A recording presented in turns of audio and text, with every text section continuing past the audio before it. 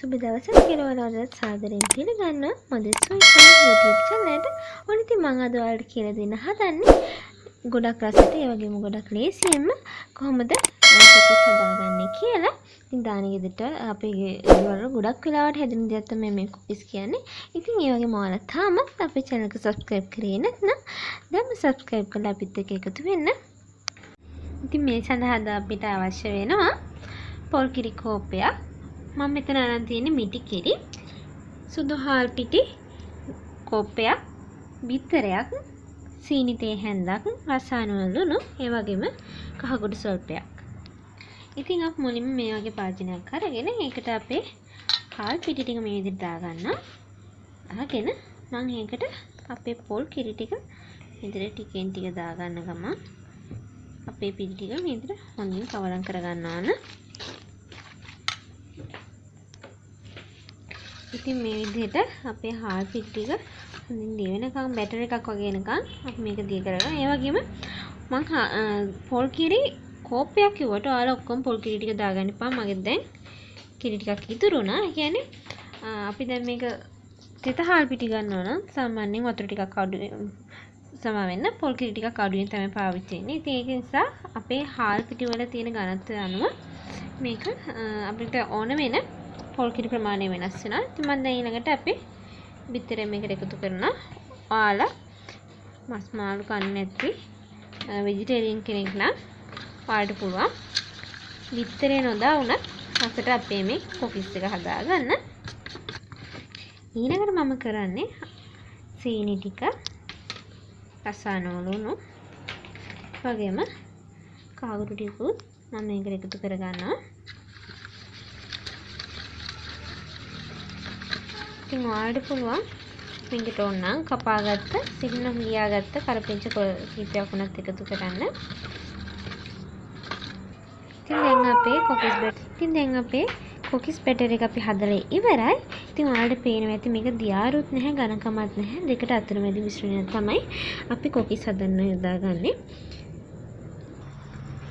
ඉතින් මම දැන් මේ වගේ පොඩි තාච්චයකට තෙල් ටිකක් දාගෙන ඒක රත් වෙන්න තියාගන්න.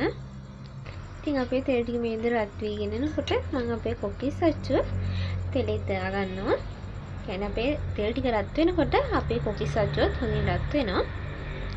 ඉතින් අපේ තෙල් එක හොඳින් රත් වුණාට පස්සේ මම මේ විදිහට අරගෙන අපේ පිටි බැටර් එක යොබනවා.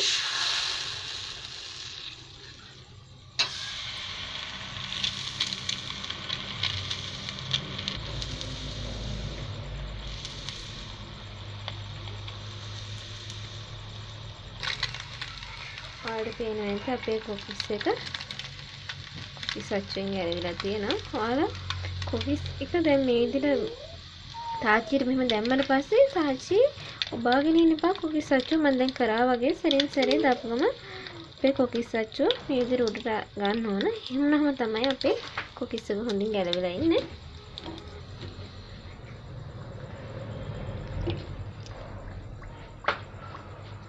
මේ විදිහට හොඳින් අපේ කොකිස් එක දෙපැත්තම බෙදගත්තට පස්සේ අපි කොකිස් එක බෙදලා ඉවරයි. ඔයාලා මේ කොකිස් අච්චුව කොම වෙලාවකවත් තෙල් එකෙන් අයින් කරගන්න එපා. ඉතින් අපි මේ විදිහට අපේ ඉතින් ඔක්කොම කොකිස් ටික හදාගමු. ඉතින් මේ තියෙන අදවසේ අපි හදාගත්ත අපේ ගොඩක් රස ඒ වගේම ලේසියෙන්ම හදාගත්ත අපේ කොකිස් ටික. ඉතින් මම අද ඔයාලට කියනවා ලේසියෙන් හදාගන්න විදිහ. ඒ වගේම මම මෙතන හදාගෙන තියෙනවා මම ඔයාලට කිව්ව විදිහට කරපිංච හීනෙන් තියාගෙන. ඉතින් ඔයාලා කැමති නම් කරගන්න පුළුවන්. නැති වුණත් කමක් නැහැ. ඉතින් මම කලින් කිව්වා ඔයාලා නිර්මාංශය නම් ඔයාලට පුළුවන්. මම අද මේකට බිත්තරයක් දැම්මට බිත්තරේ නොදා වුණත් අපේ මේ කොකිස් ටික ගොඩක් රසට හදාගන්න. ඉතින් මේ වීඩියෝ ඔයාලට වැදගත් නම් කියලා හිතෙනවා නම් තවත් කෙනෙක්ට බලන්න ෂෙයා කරන්න. පුංචි ලයික් එකක් දාන්න. ඔයාලගේ වටිනා අදහස් කමෙන්ට් කරන්න. ඉතින් ඔයාලා තාමත් අපේ channel එක subscribe කරේ නැත්නම් දැන්ම subscribe කරලා අපිත් එක්ක එකතු වෙන්න. ඒ වගේම අපේ Facebook page එක තියෙනවා මදුස් සොයිටම්. ඔයාලට පුළුවන් ඒකටත් එකතු වෙන්න. වගේම අපේ බ්ලොග් අඩවිය මදු ස්වීට් හෝම් ඔයාලට පුළුවන් ඒකට වෙන්න. ඒ වගේම ඔයාලා ඒකට ගියාට පස්සේ ඔයාලට මේ වීඩියෝ එක ගැන විතරක් නෙමෙයි ඔයාලා මම මීට කලින් දාපු හැම වීඩියෝ එකක් ගැනම පුංචි පැහැදිලි කිරීමක් එක්ක ඔයාලට පුළුවන් විස්තරයක් බලා ගන්න. ඉතින් මේ වගේ තවත් ලස්සන වීඩියෝ එකකින් රසවත් වීඩියෝ එකකින් හම්බ වෙනකන් ඔයාලට සුබම සුබ දවසක්.